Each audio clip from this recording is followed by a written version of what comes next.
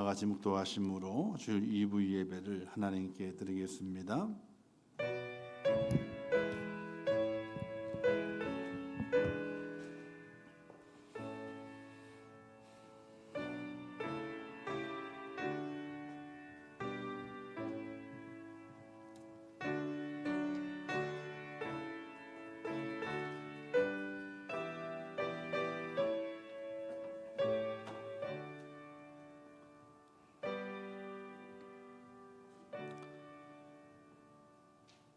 여호와여, 주의 이름을 위하여 나를 살리시고 주의 의로 내 영혼을 환난에서 끌어내소서. 주의 인자하심으로 나의 원수들을 끊으시고 내 영혼을 괴롭게 하는 자를 다 멸하소서. 나는 주의 종이니이다. 아멘.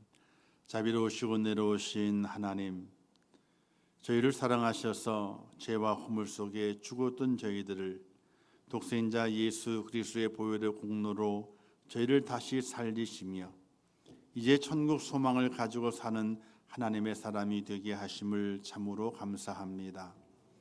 또한 한 주간 동안에도 이 땅의 삶을 열심히 살고 수고하다가 하나님의 복되고 거룩한 주일 하나님의 전을 불러주시어 구원의 하나님을 예배할 수 있도록 은혜 베푸심도 감사합니다. 신령한 진정으로 하나님을 예배하며 나의 구원의 하나님을 찬양하는 복된 자가 될 수 있도록 은혜를 허락하여 주시옵소서. 이 예배를 받아주실 것을 믿사오며 예수님의 이름으로 기도하옵나이다. 아멘.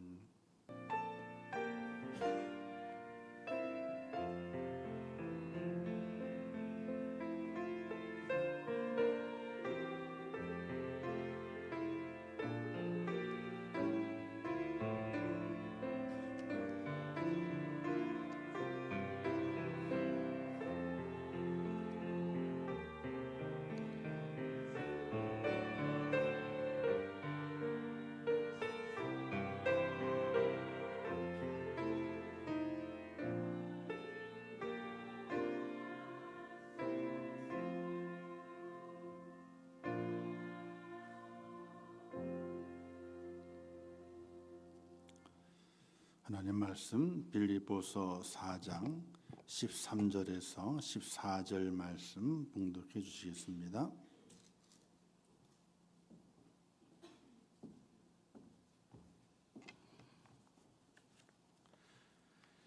말씀 봉독하겠습니다. 내게 능력 주시는 자 안에서 내가 모든 것을 할 수 있느니라. 그러나 너희가 내 괴로움에 함께 참여하였으니 잘하였도다. 아멘.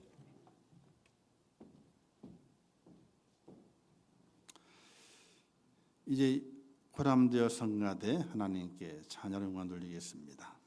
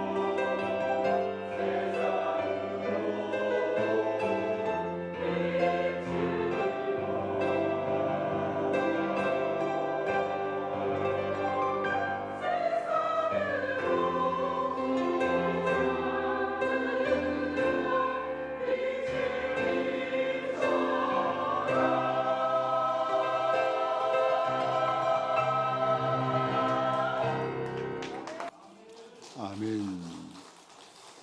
감사합니다. 기도하겠습니다.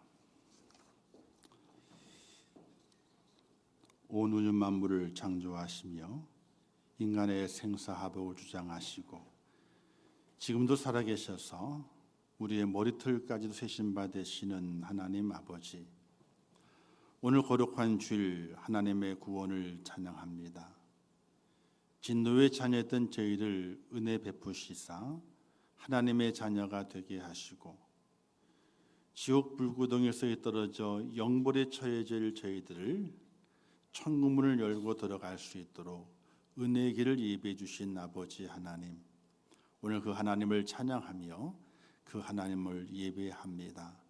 신령과 진정으로 하나님을 예배하며 온 마음과 정성으로 하나님을 경배하며 하나님이 나의 하나님이 된 것이 얼마나 큰 복인가를 고백하며 이 시간 예배하기를 원합니다. 모든 심령들 위해 하나님이 나의 하나님 되었음이 얼마나 큰 복이며 얼마나 큰 감사인가를 깨닫고 그 하나님을 찬양하며 온 마음과 정성을 다하여 경배하며 하나님과 함께 동행하는 믿음의 축복자로 설 수 있도록 저희를 도와주시기를 원합니다. 육신의 질병과 연약함 때문에 병원에 입원해 있고 또 수술을 진행했으며 또 연약한 성도들이 있습니다. 하나님께서 그들을 위로하시고 그들의 모든 상처가 다 싸매인 바 되게 하시고 속히 그 상처들이 아물어지게 하시고 또한 회복의 속도도 더욱더 빨라지게 도와주시어서 하나님의 은혜 가운데 속히 퇴원하고 또 함께 예배하며 함께 즐거워하며 함께 하나님을 섬겨갈 수 있도록 은혜를 허락해 주시기를 원합니다. 또 각 가정마다 하나님의 은혜를 더하시고 주의 사랑을 덧입히시며 주의 크신 팔로 붙들어 주시옵소서. 연약한 자들의 힘을 더하시고 또 앞으로의 계획을 준비하며 하나님의 은혜를 구하는 이들에게 좋은 결과와 또 기쁨의 결과를 주시어서 주 안에 승리할 수 있도록 은혜를 베풀어 주시옵소서. 이 시간 주의 성이 함께 하실 것을 믿습니다. 이제 주의 말씀을 듣겠사오니 하늘문을 여시고 하나님께서 말씀해 주시고 우리는 귀를 열어서 그 말씀을 받아 우리의 영의 양식으로 삼으며 온전한 믿음으로 설 수 있도록 저희를 도와주시옵소서. 예수님의 이름으로 축복하며 기도하옵나이다. 아멘. 옆에 분 인사하겠습니다. 가을이 됐습니다. 인사하겠습니다. 또 인사하겠습니다. 진짜 가을입니다.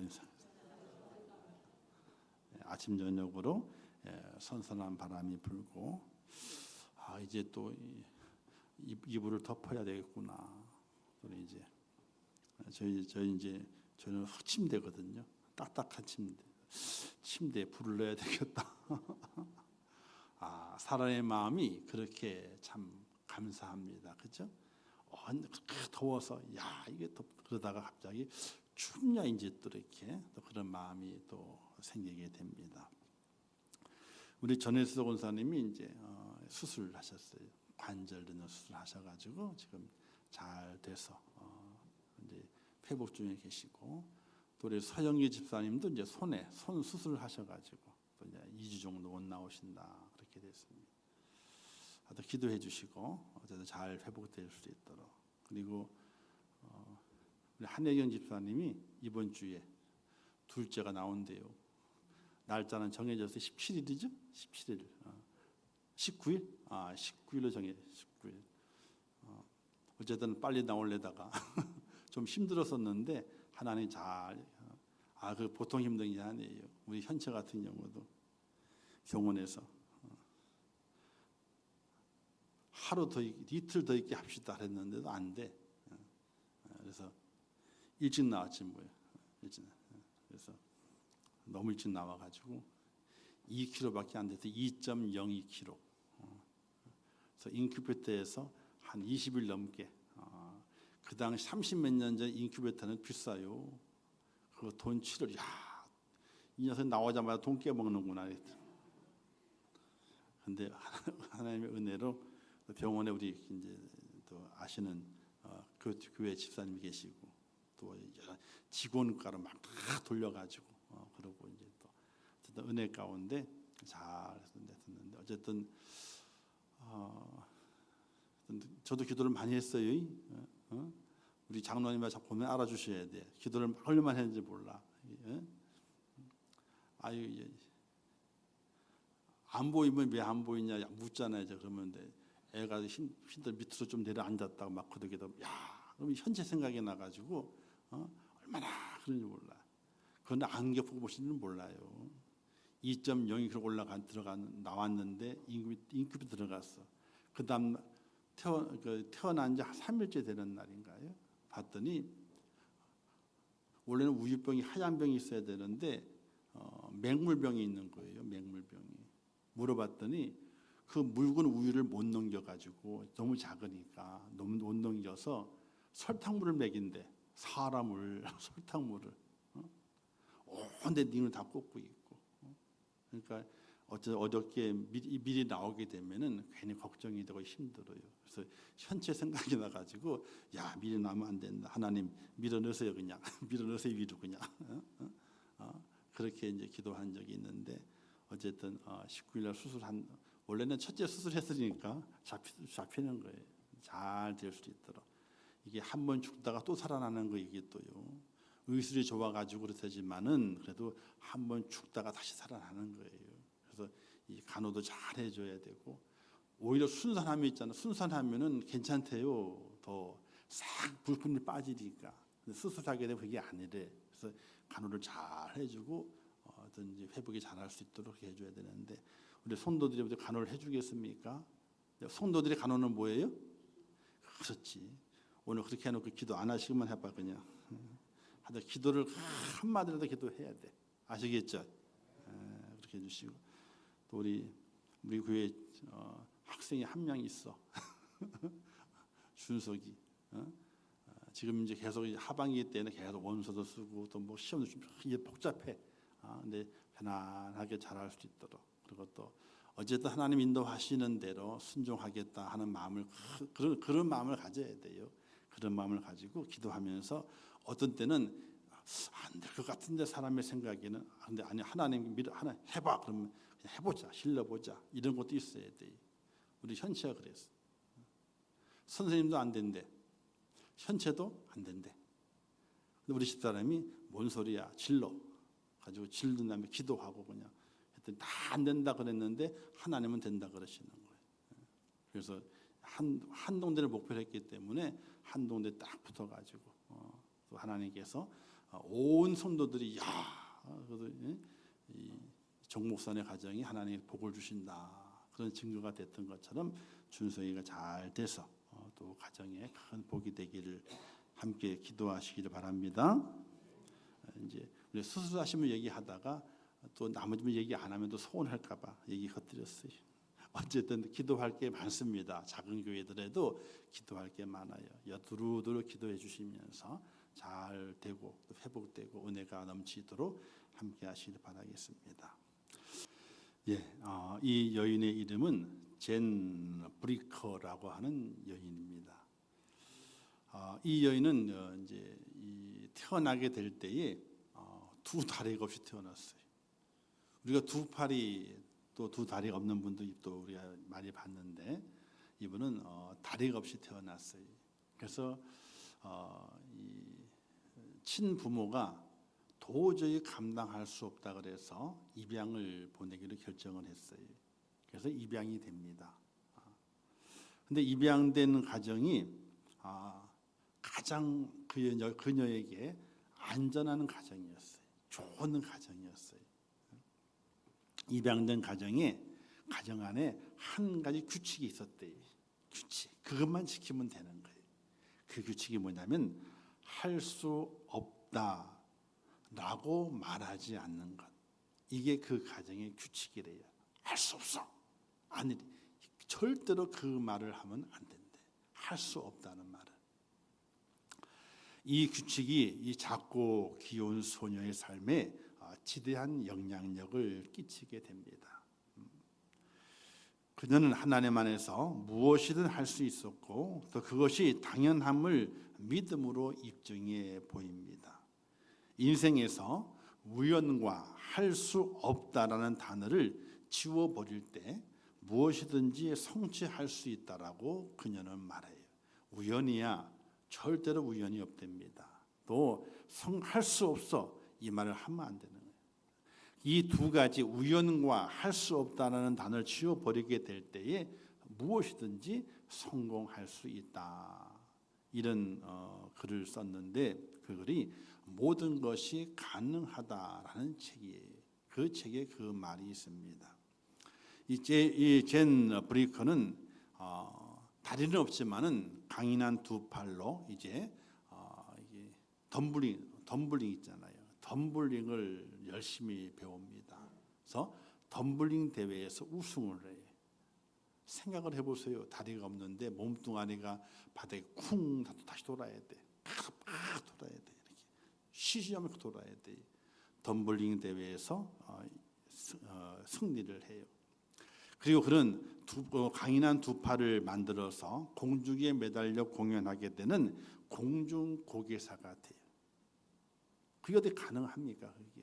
근데 아까 화면이 작게 나오지만 한번 집에 가서 젠 브리커라고 하는 단어를 한번 쳐보세요. 그러면 그 여인이 나옵니다.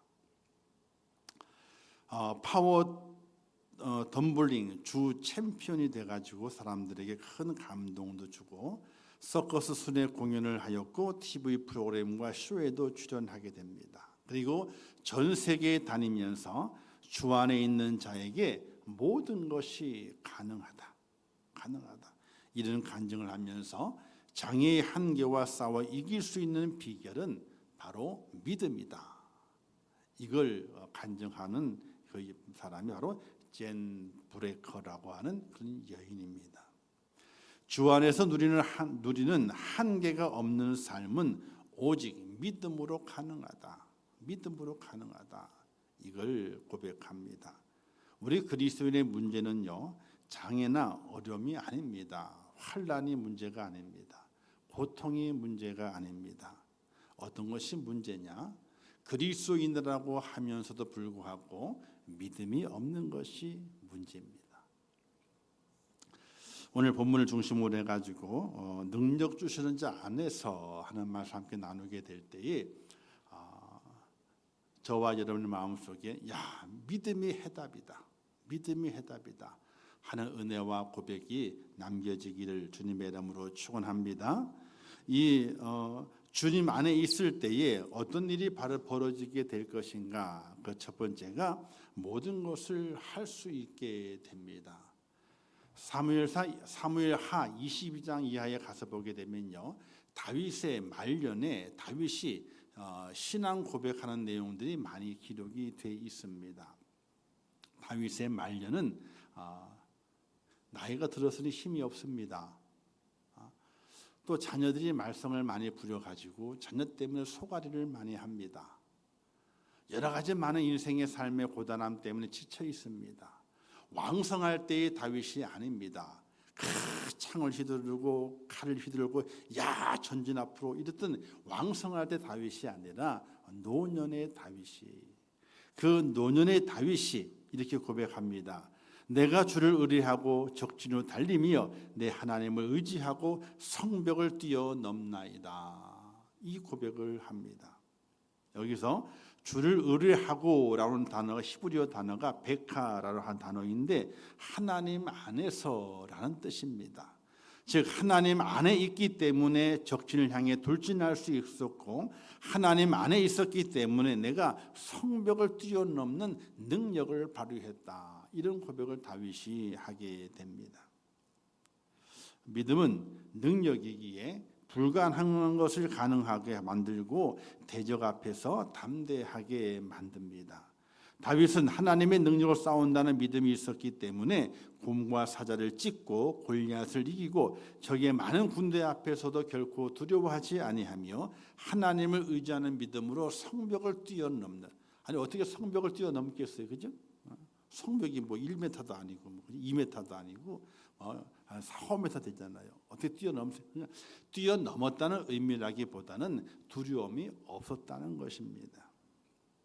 오늘 본문에도 말씀하시기를 내게 능력 주시는 자 안에서 내가 모든 것을 할 수 있느니라, 바로 사도 바울의 고백입니다. 근데 그 사도 바울이 이 말씀을 기록하고 고백하게 될 때의 사도 바울의 그 현재의 그 상황이 어떠한 상황이었느냐? 감옥에 있을 때. 이 빌립보서는 옥중 서신입니다. 감옥에 있으면서 빌립보 교회에게 서신을 보내게 될 때에 내게 능력 주시는 안에서 내가 모든 것을 할 수 있다. 이런 고백을 하게 됐던 것입니다. 바로 감옥에 갇혀 있지만은 하나님의 복음이 중단된 것이 아니다. 감옥에 갇혀 있지만 하나님의 능력이 소멸된 것이 아니다. 오히려 내가 감옥에 갇혀 있음을 말미암아 하나님의 복음이, 하나님의 그 능력이 더욱더 왕성하게 일하고 있다 하는 것을 고백했던 것이.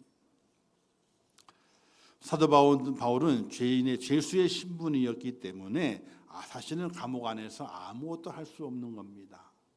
그런데 빌립보 감옥에서도 하나님이 함께 하시고 또 사도 바울이 하나님을 향한 믿음이 있었기 때문에 어떤 일이 벌어지게 됩니까? 간수를 변화시킵니다. 그의 가족을 변화시킵니다. 그의 가족에게 복음을 전하고 세례를 베풀게 됩니다. 감옥에 갇혀 있어서 아무것도 하지 못하는 상태, 몸을 묶여 있기 때문에 못합니다.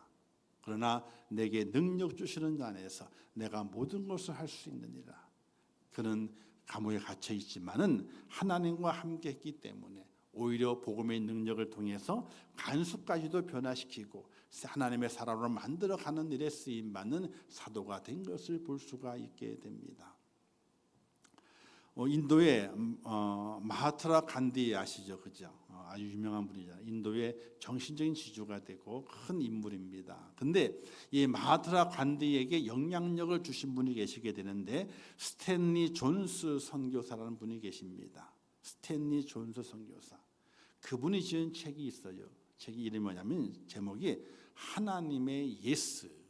하나님의 예스. 한번 따라서 하겠습니다. 하나님의 예스.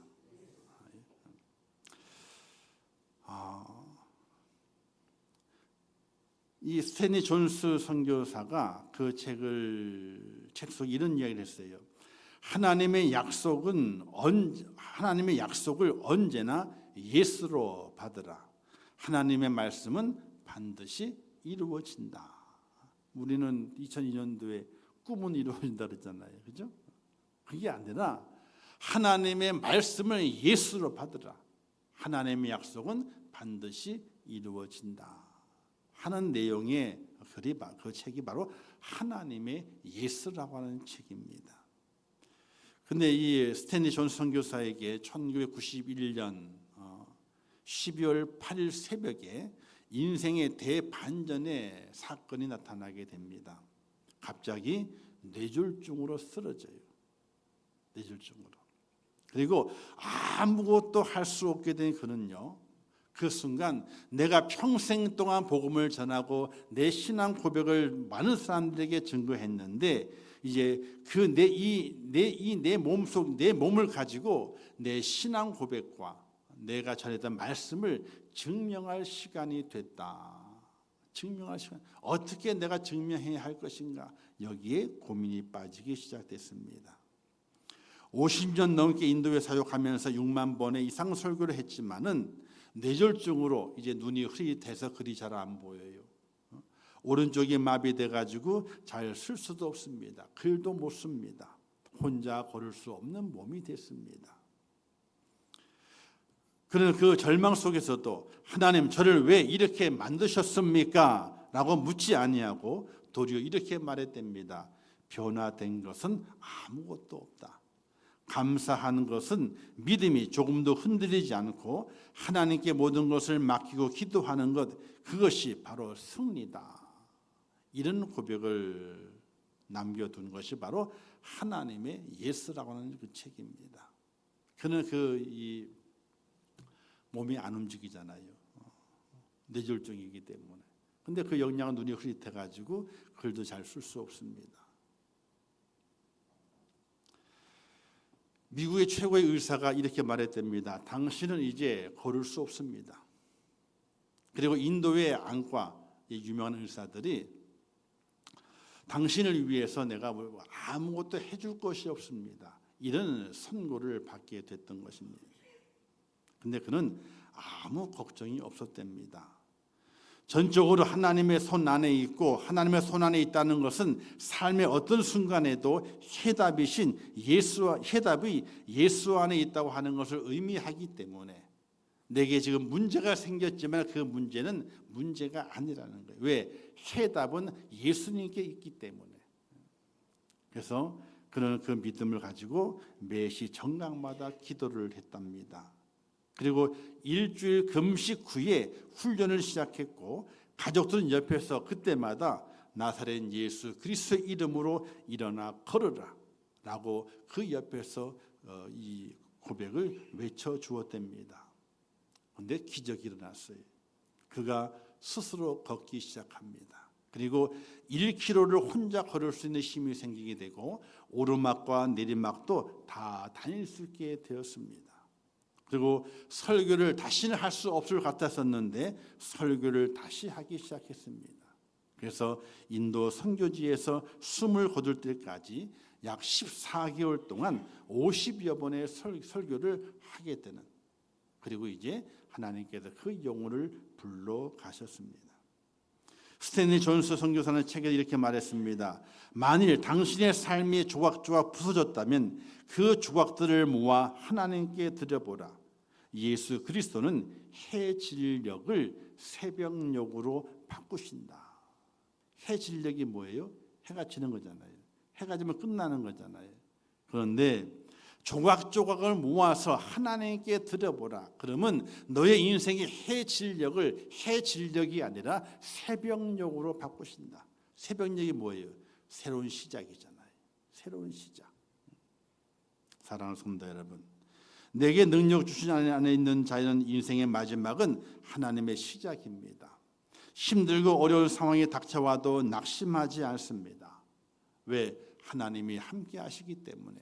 내게 능력 주시는 자 나와 함께 하기 때문에 성벽을 뛰어넘고 내가 모든 것을 행할 수 있기 때문에 모든 일에 두려워하지 아니하고 도전과 또 담담을 가지고 달려나가는 하나님의 사람이 되는 것입니다. 사랑하는 성도 여러분, 나의 능력이 되시는 우리 주님이 나와 함께 하시기 때문에 모든 것을 할 수 있을 믿으시기를 주님의 이름으로 축원합니다. 모든 것을 할 수 있는 거예요. 두 번째는 높고 넓은 곳으로 인도하시는 은혜를 입게 됩니다. 사무엘하 22장에 다윗도 이런 고백을 하게 돼요. 나의 발로 암사슴 같게 하시며 나를 나의 높은 곳에 세우시며, 이런 고백을 하게 되는데, 높은 곳에 올라가게 되면 모든 것이 다 보이게 되죠. 남산타워에만 올라가더라도 다 보입니다. 그죠? 63 빌딩에 올라가봐 다 높은 곳 올라가 다 보이죠. 맑은 날에는 저 남산타워에서는 저기 인천 앞바다까지 보인다, 그렇게 되니까 얼마나 넓은 곳을 볼 수 있습니까? 우리 믿음의 성도들이 신앙의 높은 경지에 올라가게 되면요, 높은 곳에 올라가게 되면 넓고 그리고 더 넓은 곳으로, 높고 넓은 곳을 마음껏 볼 수가 있습니다. 자, 우리 앞에 놓이는 많은 문제, 어떤 문제가 큰 건물처럼 보입니다. 근데 높은 곳에 올라가 있으면 그 큰 건물이 크게 보이나요? 작게 보이나요? 아무리 커도요, 성냥깡만 해요, 그냥요. 그것을 가리켜서 아무리 문제가 크고 또 아무리 문제가 작을지라도 높은 곳에 올라가 있으면은 그 문제는 다 똑같다. 별반 차이가 없다. 이런 이야기를 하게 되죠. 사도 바울은 하나님의 은혜로 삼층천의 은혜를 삼층천을 보게 되는 은혜를 입게 됩니다. 그는 그 후에 주님과 함께 거하는 것이 얼마나 복되고 아름다운지를 알게 됩니다. 박해받는 것과 죽는 것이 조금도 두렵지 않습니다. 주의 복음을 위해 살다가 순교하는 자에 주어진 상급과 면류관이 얼마나 큰지 알기 때문에 박해 중에도 담대하고 환난 중에도 기뻐할 수 있는 그 은혜가 사도 바울에게 있었습니다. 그래서 감옥에 갔는데 어떻게 거기에서 찬송하 기도하는 거예요. 왜? 하나님의 상이 크기 때문에. 그리스도인이라고 해도 높은 은혜의 세계를 알지 못하게 되면 눈에 보이는 세상 끝에 마음을 빼앗겨 버리게 되고 시험에 들게 되고 작은 것에도 상처를 받게 되고 작은 이익 때문에 욕심을 부리고 아웅다웅 살아가게 됩니다. 시기하고 미워하며 살게 되고 용서하지 못하고 살아가게 됩니다. 우리가 하나님의 은혜로 높은 곳에 올라가야 되고 그리고 넓은 곳을 볼 수 있는 축복이 우리에게 준비되어 있어야 됩니다. 스데반 집사가 복음을 전하다가 악에 빠진 사람들에게 돌팔매질을 당합니다. 온몸 피투성이가 됩니다. 이제 그의 육신의 생명이 점점 빠져나가는 느끼게 됩니다. 그때 스데반에게 하나님께서 하늘이 열려지게 되고 하늘 보좌를 보여주시게 됩니다. 그때 스데반의 마음이 바뀌어집니다. 넓어지게 됩니다. 돌에 맞아 고통과 피 흘림을 통해서 이제 자기의 생명이 빠져나가는 걸 느끼는 그 스데반 집사가 고백하지 않습니까? 저들이 뭘 하는지 알지 못하니까 용서해 주십시오. 바로 예수님의 마지막 고백을 스데반 집사도 하게 되는 그런 큰 은혜를 입습니다. 왜? 지금 내가 돌에 맞아서 피 흘려 죽게 되지만 내 자기 눈에 보인 것은 하나님의 보좌가 보여졌기 때문에 그런 것이. 사랑하는 성도 여러분, 능력 주시는 자 안에 있으면요 높은 곳에 세워지게 되고요 넓은 곳을 보는 은혜가 임한다는 것을 믿으시기를 주님의 이름으로 축원합니다. 자, 천국 가는 길이 넓다 그랬나요? 좁다 그랬나요? 좁다 그랬어요. 천국 들어가는 문이 넓다 그랬나요? 좁다 그랬나요? 문도 좁대. 길도 좁고 문도 좁대요. 근데 통과하고 난 다음에는 길이 넓을까요? 좁을까요?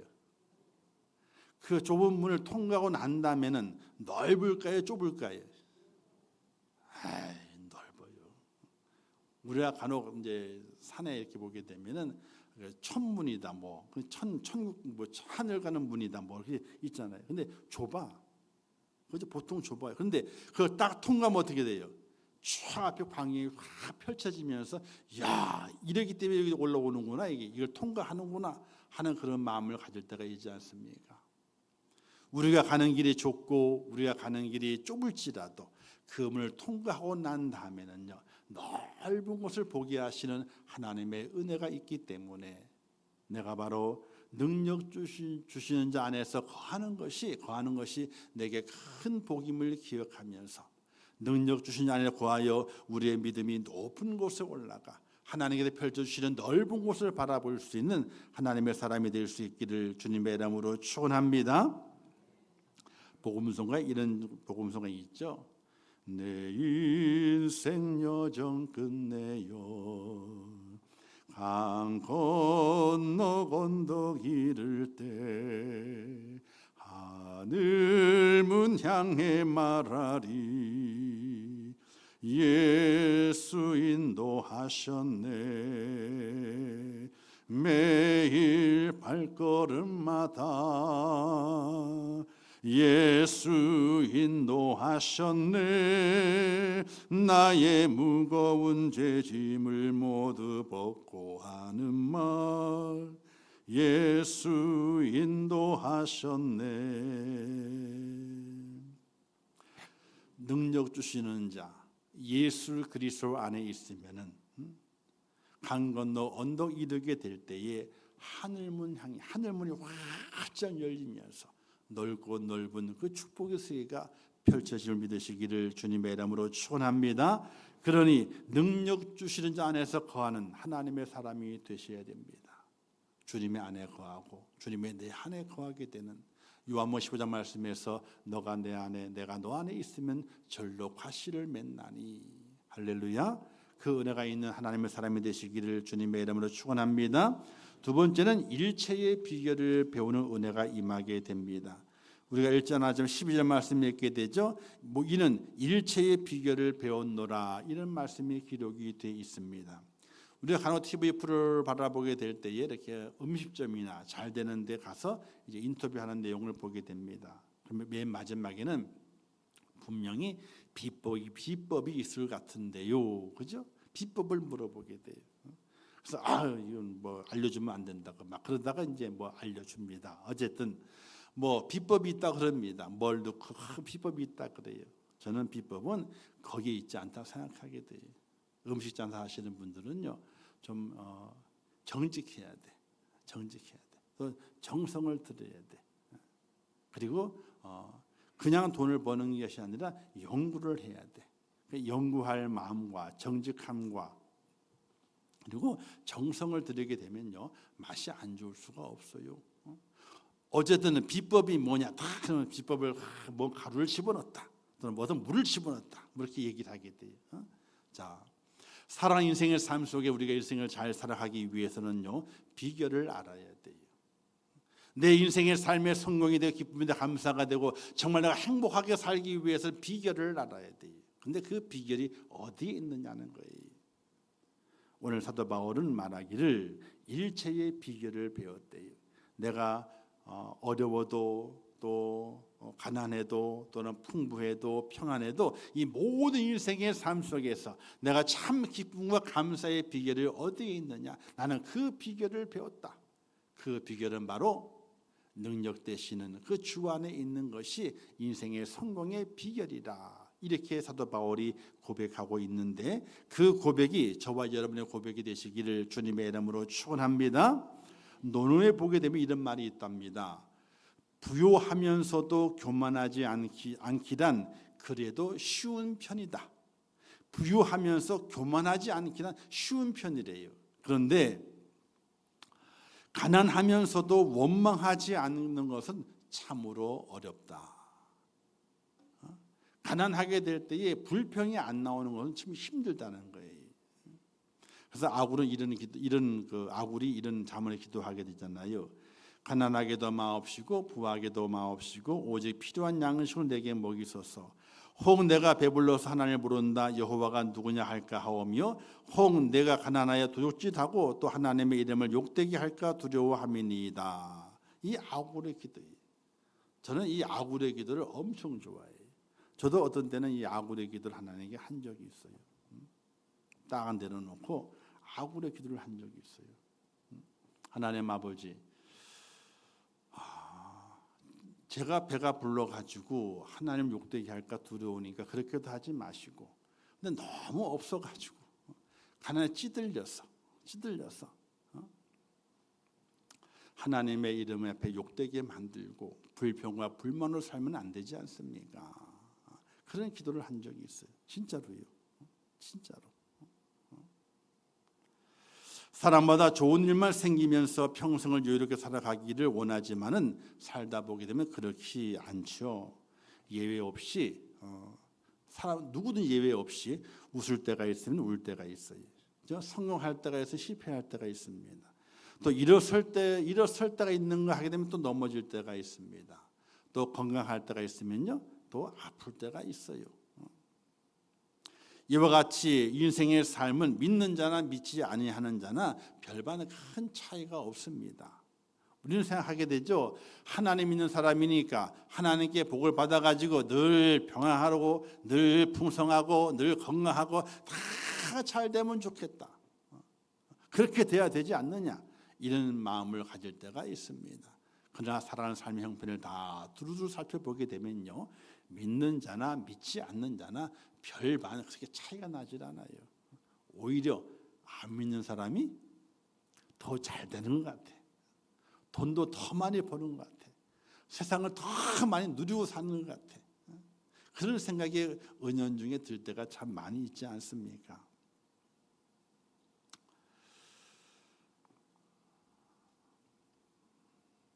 열심히 잘 믿는데도 실패할 때도 있어요.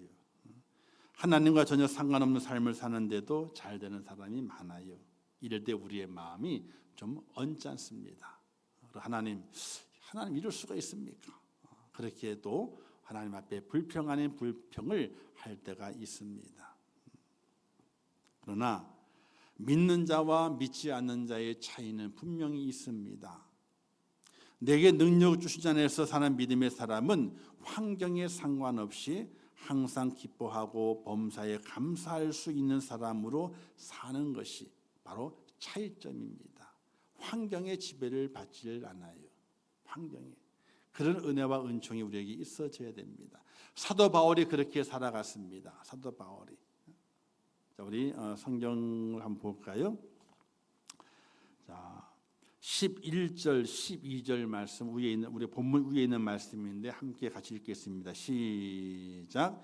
내가 궁핍함으로 말하는 것이 아니니라. 어떤 형편이든지 나는 자족하기를 배웠노니 나는 비천에 처할 줄도 알고 풍부에 처할 줄도 알아. 모든 일 곧 배부름과 배고픔과 풍부와 궁핍에도 처할 줄 아는 일체의 비결을 배웠노라.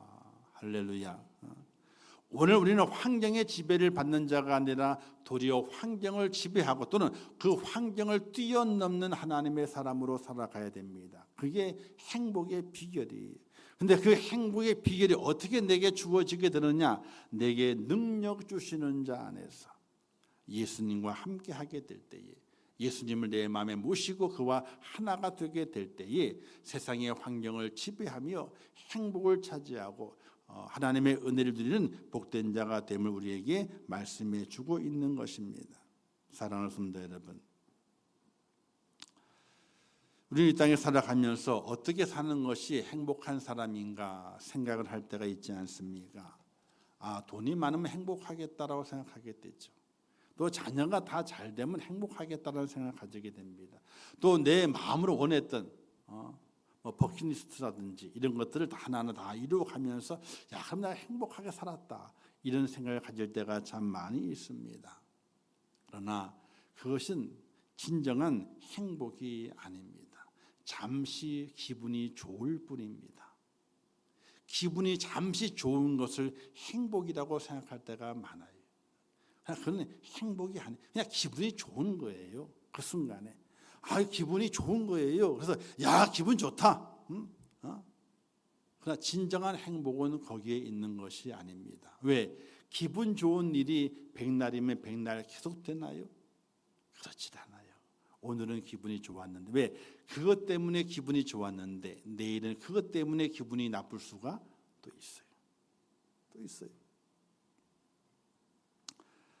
사도 바울의 고백을 우리는 깊이 있게 생각하고 능력 주시는 자 안에 있는 것이 어떤 것인가를 깊이 깨달아야 됩니다.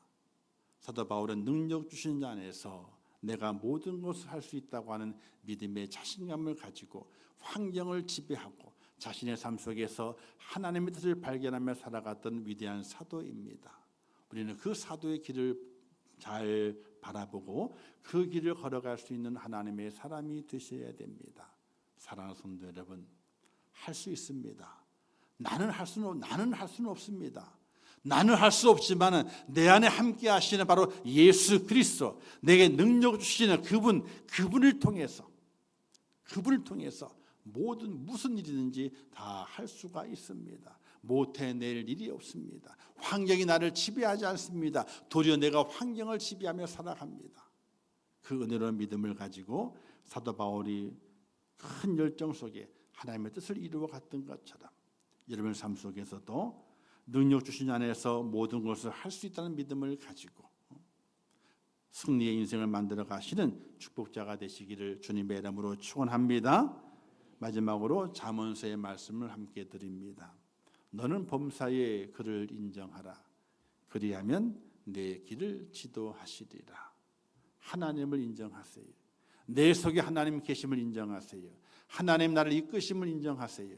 그러면 하나님께서 내 길을 지도해 주시게 됩니다. 그 은혜를 가지고 능력 주신 안에서 날마다 승리하고 기쁨으로 하나님께 큰 영광을 돌리는 하나님의 사람이 되시기를 주님의 이름으로 축원합니다. 기도하겠습니다.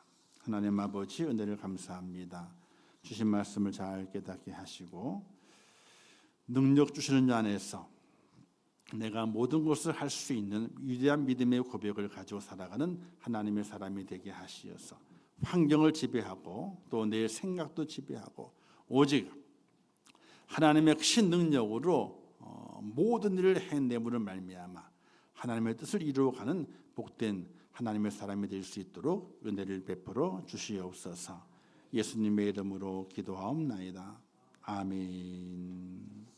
지금은 우리 주 예수 그리스도의 은혜와 하나님 아버지의 크신 사랑하심과 성령님의 감화 감동 위로 축복 교통하신 은혜가 오늘 거룩한 주일을 지키며 주의 전에 올라와 구원의 하나님을 찬양하며 또 주의 말씀을 들음을 통하여 능력 주시는 자 안에서 거함으로 말미암아 모든 것을 할 수 있는 하나님의 사람으로 우뚝 세워져서 하나님의 영광을 위한 귀한 일꾼을 쓰임 받기를 원하는 우리 임전교회 모든 성도들 머리 위에와 그들의 가정과 자녀들과 기도의 제목들 위에 또한 이 나라 이민족 위에 온 지구촌 위에 지금도 세계 속에서 복음을 전하시는 선교사들과 그 선교의 현장들 위에 이제부터 영원토록 함께 있을지어다.